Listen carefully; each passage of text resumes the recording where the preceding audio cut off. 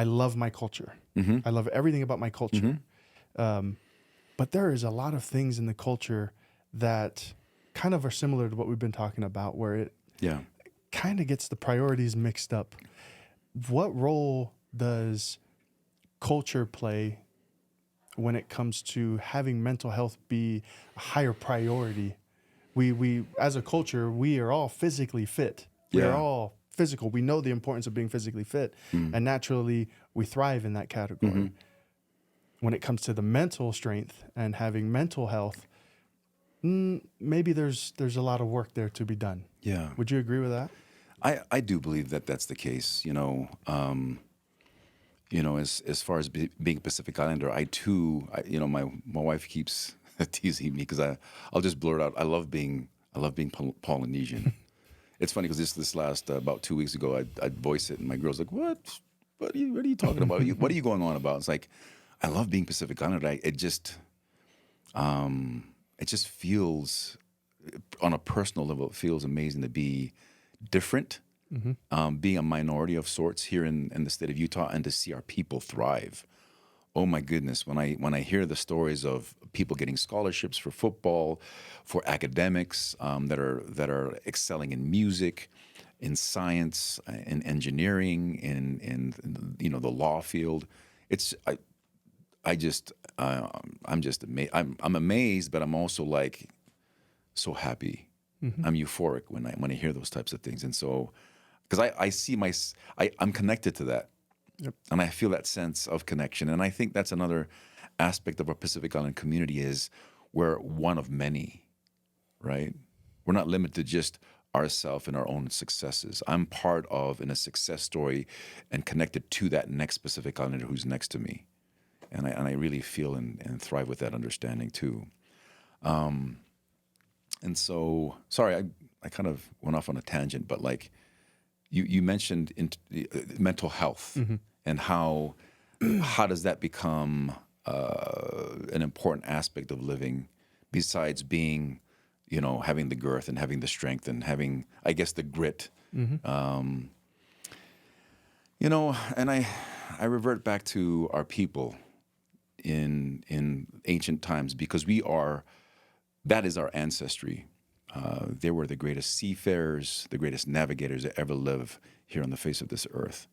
More so than the Vikings, and that's been proven through scientific research and study, and the vast oceans that were traveled and traversed by our people, where the oceans were treacherous to most. I mean, the waves and the tides and all the different things that could create havoc, that was their highway.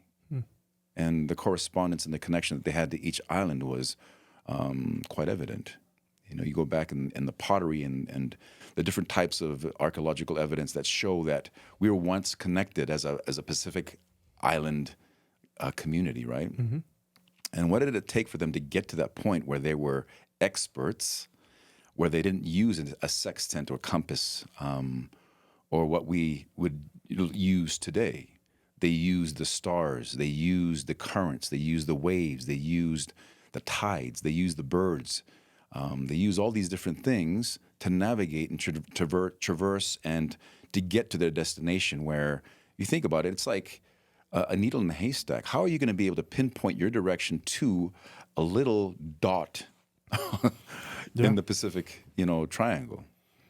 And so I look at that, and it didn't come without trial and error. That evolution, or that being able to acquire the skill over periods of time and probably death. I'm sure there's a few that didn't navigate so well. Right. And so they had to do it through trial and error.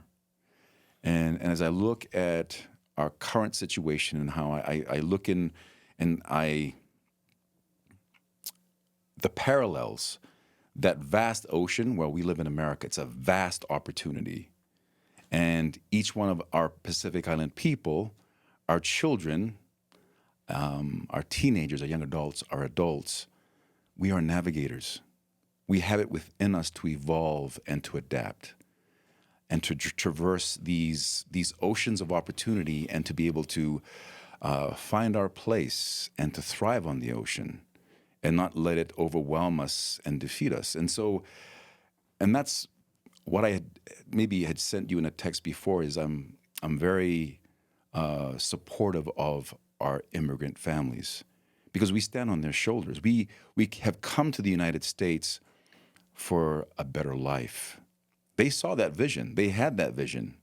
They recognized that in us coming here, we would be able to like play football or to go to college or to have a business or to do things that we would have not been able to do in the islands, right? Yep. For And sure. so I believe that we acquire tools and knowledge, and a part of what we've already acquired from our families, our parents, our cultural family and our background is ofa, alofa, right? Aroha, aloha. We know how to love hard. We know how to accept and to engage and to bring people in. We understand the concept and the characteristic of loyalty. We are inclusive. We are also very, I don't know, the word's not flamboyant, but we'd like to engage and have a great time. We like to party, as others would say, right? Yep.